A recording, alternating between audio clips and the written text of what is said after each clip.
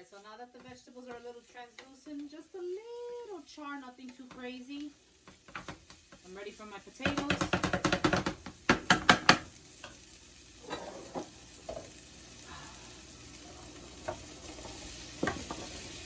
My stove is clean. That's the only reason why I would do that. If not, it would go to the trash.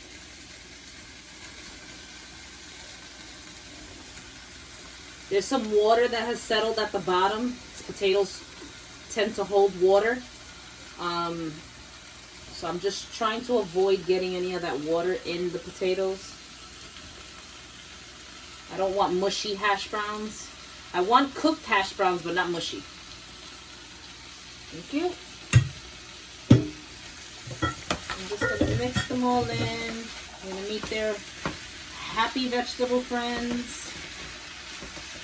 And my kids are laughing in the background.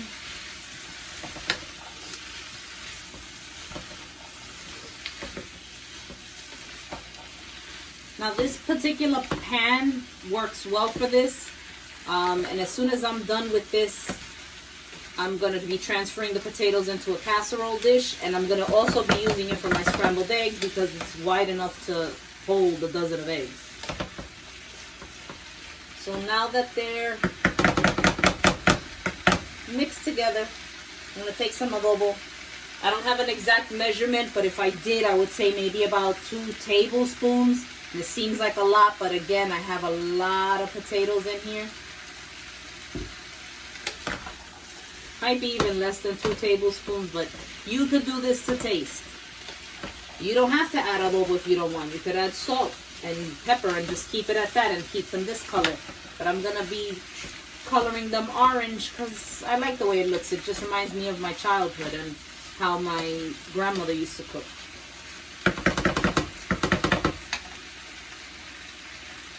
Here we go again, now that I've moved them around.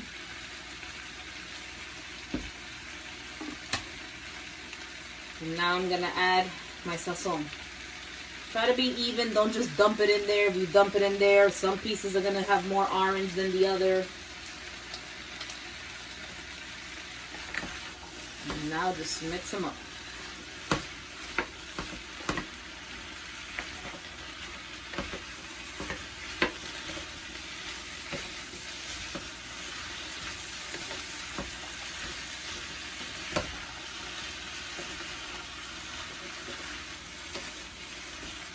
As you can see, they're all nicely incorporating.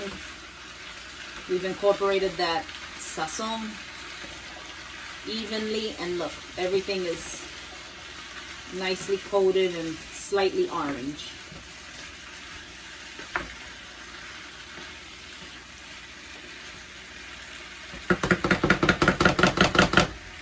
Now lastly, I'm going to add a little bit more black pepper because I only seasoned the vegetables. Now I want to season the potato.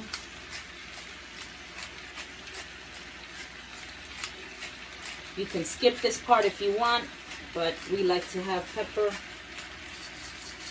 in our potatoes. Just going to give it a final mix. And then I'm going to leave it on high just for a few minutes, and I'm going to cover it.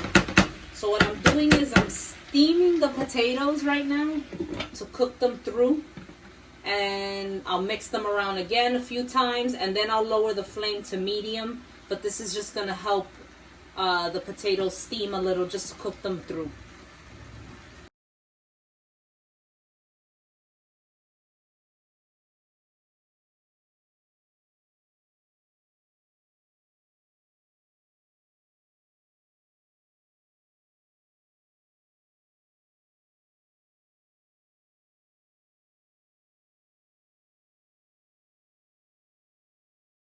Alright, so now it's been about 5-6 minutes that they've been covered. I've rotated them about 3 times. And what I'm going to do is, fire is still on high. I can start to see that they're getting a little mushy. So that means that they're cooking. I don't want them to be complete mush. So what I'm going to do now is, I'm just going to leave it uncovered. So that way the bottom of the potatoes could get brown. And I'm going to put the heat on medium. I'm just gonna let them go uncovered, and I'll just keep flipping and rotating them until they start to get brown on all sides, and we'll be ready to serve. So the potatoes, because I have the pan crowded so much, they're not gonna give me that brown color that I want. So what I'm gonna do is I'm gonna turn my fire off. I'm gonna ask for my serving dish. In the meantime, I'm going to put my oven on broil, just so that way they can get crispy, nice and crispy on the top. So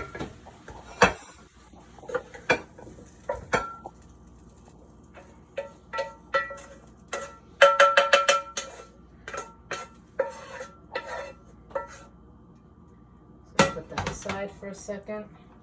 And some of the potatoes are getting brown at the bottom, but I want it to have a nice little crisp on top. So we're just gonna taste. See if I'm missing anything. Nope, they're almost completely cooked through. They're good to go. What I'm gonna do now is I'm just gonna put them in the oven to crisp up. And I'm gonna keep moving. I'm not even gonna wash the pan. Set it on high.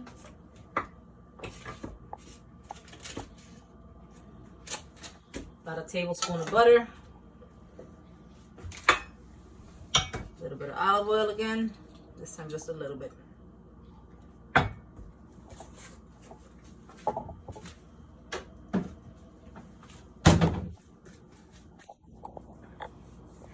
I'm gonna use the same whisk. Spoon, whisk, whatever.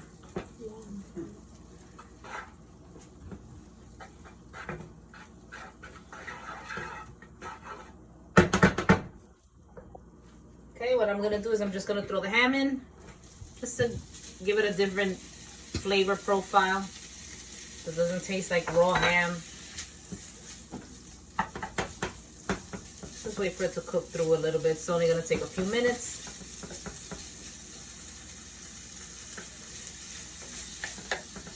Cooking is not hard at all. You just need to do whatever makes you feel comfortable.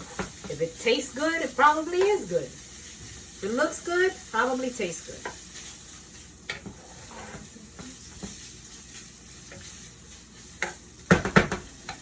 Just giving it a minute. See how having everything easily accessible makes it go by a lot quicker and easier? Just refluffing up the eggs.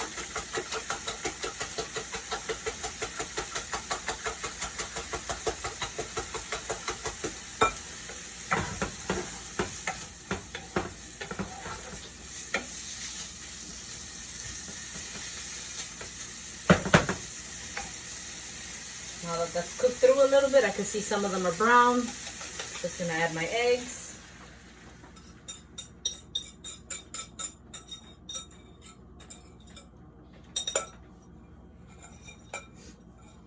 Just gonna mix them around.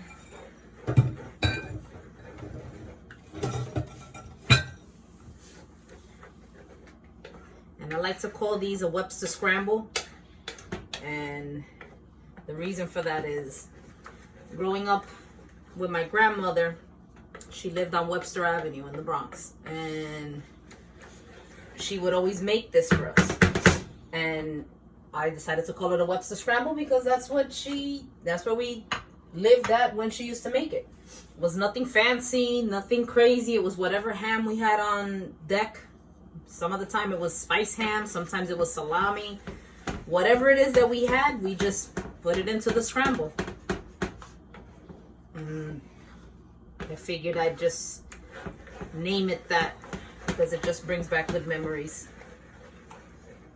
Now, you could see, it's starting to scramble a little. I'm just clearing the edges every so often, clearing the middle, making sure that it's not burning on one side more than the other. And you kind of just let it do its own thing. Let it cook for a little bit. Okay, so now you see the eggs are starting to come together. What I'm going to do at this point, they're still a little runny, but you're going to turn the heat off because that residual heat is going to continue to cook the egg. You don't want a dry scrambled egg. Some people like that. I personally don't. So what I do is I just turn off the fire, and as you can see, it's starting to just dry out whatever moisture is left over on the egg. And I did not add any salt or pepper in the beginning. What happens when you add salt right as the eggs are starting to scramble, you don't get a fluffy scrambled egg. They start to deflate because the salt pulls out the moisture in the egg. And now I'm just going to add my salt, just a little bit of salt. Looks like a lot, but it's not.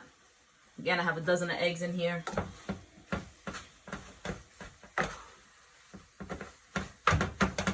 Add some pepper.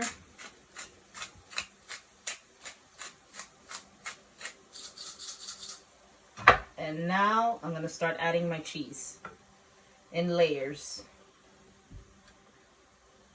So what happens is the heat of the egg starts to melt the cheese. And it gives you like a creamy, cheesy egg. Just mix it around. If you leave it stationary, what's going to happen is you're going to cook the bottom of the egg more than the top. So you just want to keep it even. And the cheese is starting to melt slowly in. Once I start to see that, I'm going to add a little bit more cheese.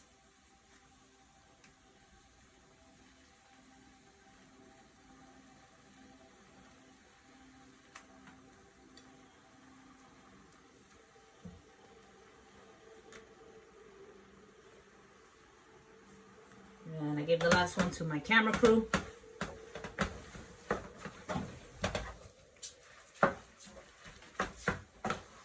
All I'm doing is just mixing it around. It's kind of like folding the cheese in.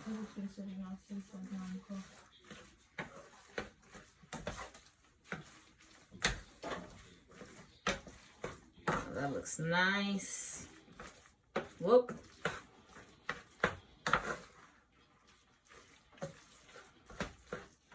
As my Uncle Papa would say, spillage on out through. Now that the cheese is all the way through melted, just gonna taste it, make sure that we've got enough salt in there, enough cheese. Perfect. Nothing is needed.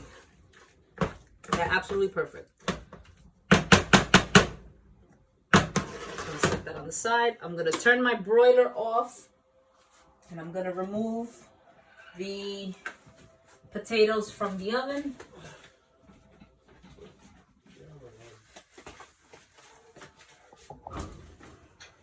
Woo. I almost died for a second.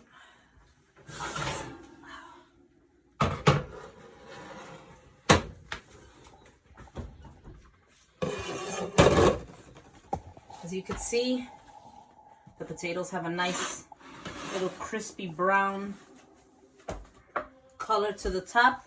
I'm just going to take a quick taste. Make sure that they're good. I'm just trying to get from the middle. Make sure that everything cooked through, and it did. Because the potatoes are falling apart. But the top has a nice coating on it. And there you have it. My potatoes and eggs Sunday breakfast.